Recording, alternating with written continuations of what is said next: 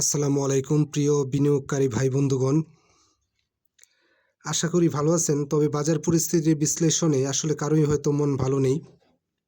আজকে অনেকেই আমরা আশা করেছিলাম যে আজকে হয়তো বাজারটা পজিটিভ থাকার একটা পসিবিলিটি ছিল, বাট সকালে যেভাবে শুরু হয়েছিল আমরা ধরে নিয়েছিলাম যে আজকে পজিটিভ ধারায় মার্কেট থাকবে বা সামনের দিনগুলোতেও হয়তো পজিটিভ ধারায় আসবে।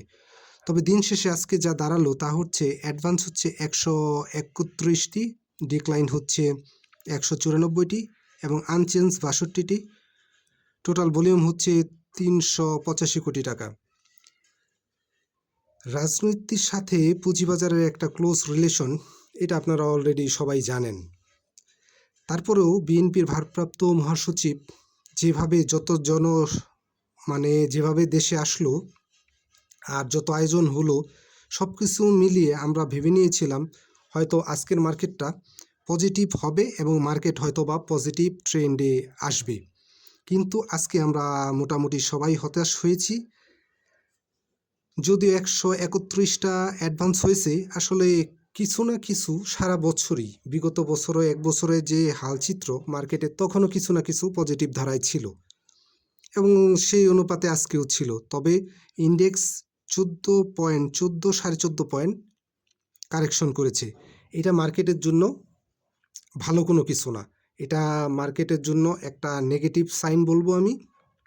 কারণ আমরা যারা ধরে নিয়েছিলাম যে জনাব তারেক রহমান দেশে আসলে একটা পরিবর্তন হবে, আদতে পুঁজিবাজার এবং মার্কেট মেকাররা তার প্রতি কোনো সম্মান প্রদর্শন করে নাই, একেবারেই করে নাই। আমরা যারা পুঁজিবাজার নিয়ে খুব বেশি আশাবাদী ছিলাম যে তারেক রহমান আসলেই হয়তো বাজার ঘুরে যাবে।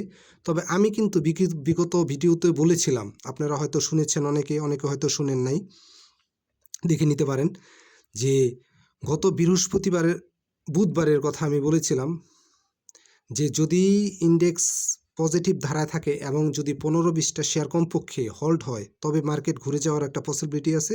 এবং যদি ওই দিন না হয়, আমি কিন্তু আজকের কথা বলেছিলাম, আজকে রবিবার, যে অন্তত 15-20টা শেয়ার অন্তত হোল্ড হওয়ার দরকার ছিল।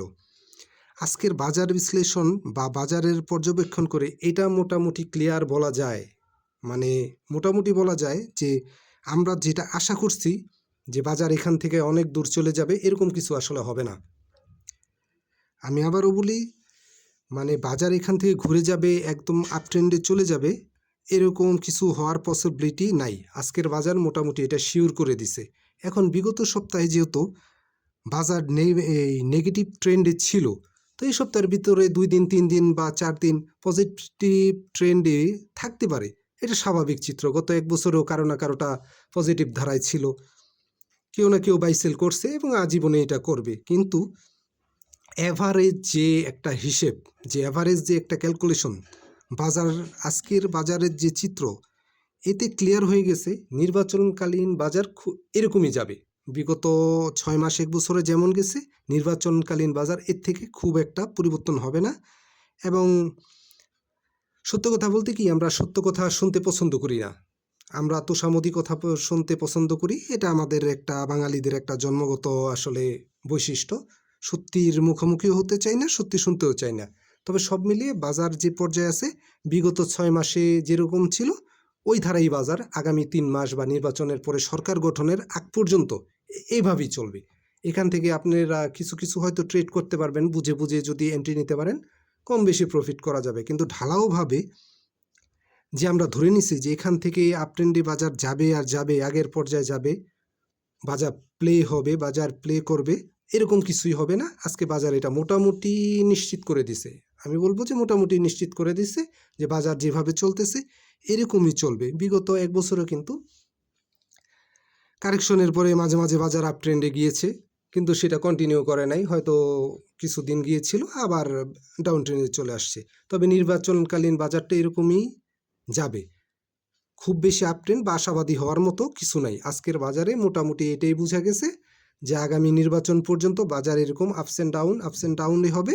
তবে এই মুহূর্তে শেয়ার সেল দেওয়ার সুযোগ নেই। যারা অনেক বেশি লসে আছেন তারা আমি বলবো যে এই মুহূর্তে বাজার দেখার দরকার নেই, মাঝে মাঝে দেখলেন, 2-1 দিন দেখলেন। আর যদি যারা ট্রেড করেন তারা ইন্ডেক্সের উপর খেয়াল রেখে ভালো জায়গায় যদি এন্ট্রি নিতে পারেন তবে কম বেশি প্রফিট হবে, তবে সেটা গাছে মাছে চিন্তা করে লাভ নেই। গড়পড়তা যাকে বলে এভারেজ একটা চিন্তা করতে হবে। বিগত 1 বছর 6 মাসের আলোকে আপনি যদি ভালো শেয়ারে এন্ট্রি নিতে পারেন এবং এভারেজ করে ইন্ডেক্সের দিকে খেলে তবে কম বেশি প্রফিট হবে। কিন্তু যারা অনেক বেশি লসে আছি তারা ভাবতেছি আমাদের লস রিকভার হয়ে যাবে, আসলে এরকম কিছু নির্বাচনকালীন সময় হবে বলে আমার ব্যক্তিগতভাবে মনে হয় না। আমি ব্যক্তিগতভাবে আজকের বাজার প্লাস বিগত কয়েকদিনের বাজার দেখে আমার কাছে মনে হয় নাই যে বাজার সামনের দিনে নির্বাচনকালীন সময়ে অনেক আপ ট্রেন্ডে চলে যাবে। বিগত 6 মাসে যেমন ছিল এরকমই বাজার এরকম ধারায় থাকবে, এটাই কন্টিনিউ করবে। এখন আমার কথা আপনার কাছে ভালো নাও লাগতে পারে, কারণ আমরা সবসময় আশাবাদী কথা শুনতেই পছন্দ করি। কিন্তু যেহেতু জনাব তারেক রহমান আসলো এবং এই মুহূর্তে বাংলাদেশের সবচেয়ে বড় দল হচ্ছে বিএনপি, সব কিছু পজিটিভ হওয়ার কথা ছিল এবং বৃহস্পতিবারেও ভালো একটা পার্সেন্টেজ শেয়ার হোল্ড হওয়ার দরকার ছিল, লেনদেন বেশি হওয়ার দরকার ছিল। যেহেতু বৃহস্পতিবার হয়নি, রবিবারে আজকের বাজারে হওয়া খুবই প্রয়োজন ছিল, যার ধারে কাছেই বাজার যেতে পারে নাই। এতে বাজার ইঙ্গিত করে যে না, সে তার গতিতেই বাজার চলবে। এখন আপনি যদি বুঝে সঠিক জায়গায় এন্ট্রি নিতে পারেন প্রফিট হবে। আর যারা খুব বেশি লসে আছেন তবে শেয়ার সেল দেওয়ার এই মুহূর্তে সুযোগ নাই, আপনাকে নির্বাচনের পরে পর্যন্ত, সরকার গঠন পর্যন্ত অপেক্ষা করা লাগবে, এর কোনো বিকল্প নাই। আর আপনি যদি সকাল বিকাল যদি বাজার দেখতে থাকেন এতে আপনি বাড়তি হয়তো টেনশন নেবেন।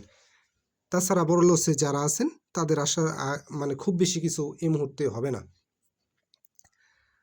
ধন্যবাদ। সতর্কতা অবলম্বন করেন, এই মুহূর্তে সেল নয়, নিজের বুদ্ধি বিবেক খাটিয়ে বাই সেল করেন। তবে তারেক রহমানের বাংলাদেশে প্রত্যাবর্তন উপলক্ষে যতটুকু পরিবর্তন হওয়া দরকার ছিল বাজার তার ধারে কাছেও নেই এবং নির্বাচনকালীন বাজার এরকমই চলবে। নির্বাচন হওয়া এবং পরবর্তীতে সরকার গঠনের আগ পর্যন্ত যে ধারায় আছে বাজার, এর মধ্যে বিগত 6 মাসও যেমন আপস অ্যান্ড ডাউন করছে, এখনও সেটাই কন্টিনিউ করবে।